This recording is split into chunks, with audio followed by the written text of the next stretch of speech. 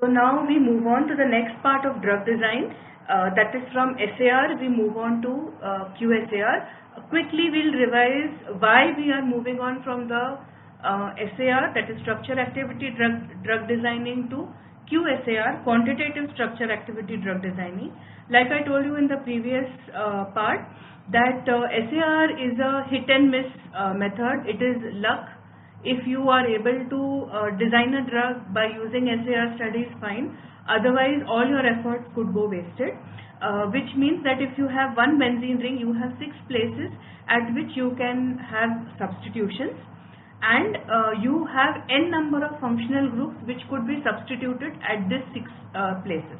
Okay, so you have 6n methods to change the structure of just one benzene ring.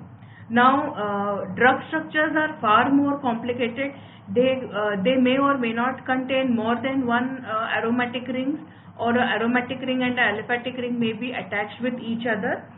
So a lot of permutations and combinations go into forming a drug structure, and then doing all these permutations and combinations and getting a drug structure or a drug which has good efficacy or has good biological activity, it becomes a very luck by chance method. It is as good as you are gambling, and there are always chances that you may land up wasting all these efforts without gaining any potential drug for your future.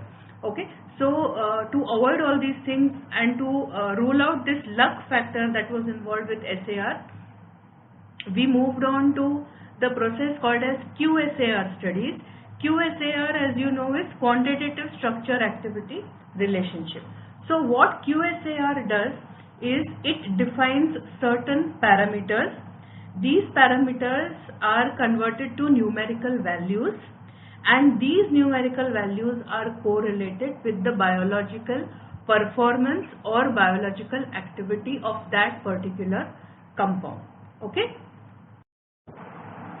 Now, many a times QSAR gives different types of equations, and in these equations you have to substitute these numerical values, and when you substitute these numerical values, you get a value x, and depending upon this value of x, you decide whether this particular drug structure which you are studying, and this study is theoretical, is going to be a potential drug, or is it going to be a beneficial drug, or whether the substitution on this particular structure is going to be beneficial, advantage or a disadvantage for that particular biological performance.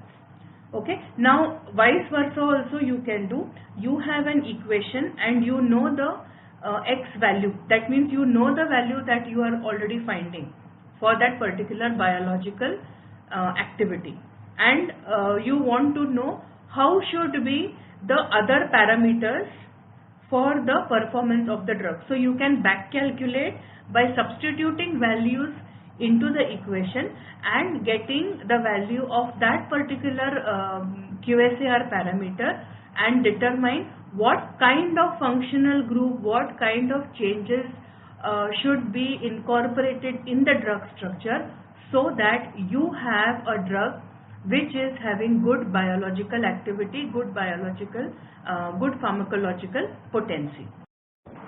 So before we move on to see what are the QSAR parameters involved, which we are going to study in this topic, we will quickly revise what parameters did we study when we were doing SAR studies. Okay, so you can go back to your other notes that you have prepared and quickly go through what are the parameters that we studied in SAR. We studied that the ring can be substituted, like you have an aromatic ring, you can replace it with a heterocyclic ring, or vice versa. You can replace an aromatic ring with the aliphatic open chain, or with a closed aliphatic ring system. You can introduce saturation, that is, you introduce double bonds or triple bonds, or you change the position of the double bonds and triple bonds, which, if you remember, I told you will give you isomers, and then both the isomers will have different types of activity, or different intensity of activity, or completely different activity. You could also change the type of substitution that you are doing on the particular ring structure. Like if you remember, we saw different examples. You could add acidic basic compounds, you could add sulfones, you could add thiols, you could add methyl group, you could add halogen compounds. So there were so many methods in which you could do substitution in the and cover the SAR parameters. Okay. So quickly we revised what are the different things that we saw in SAR, and now we move on to what are the parameters that we are going to look into when we are going to do QSAR studies. So we are looking into, I am telling you parameters now only that are prescribed or mentioned in your syllabus. Okay, there are many more other QSAR parameters as well, but these are the most important ones. So first is hydrophobicity, the parameter hydrophobicity, and in this hydrophobicity parameter you have partition coefficient and pi constant. Okay, so the various parameters used in QSAR studies are: 1, hydrophobicity, in that you have A, pi constant, and B, you have partition coefficient. Okay, then the second parameter is steric parameters, in which we have what is called as Taft's constant, TAFT''S, Taft's constant. Okay, and the third is the electronic parameters, and under this comes what is called as the Hammett's constant, HAMMET''S, Hammett's constant. So we will be seeing all this.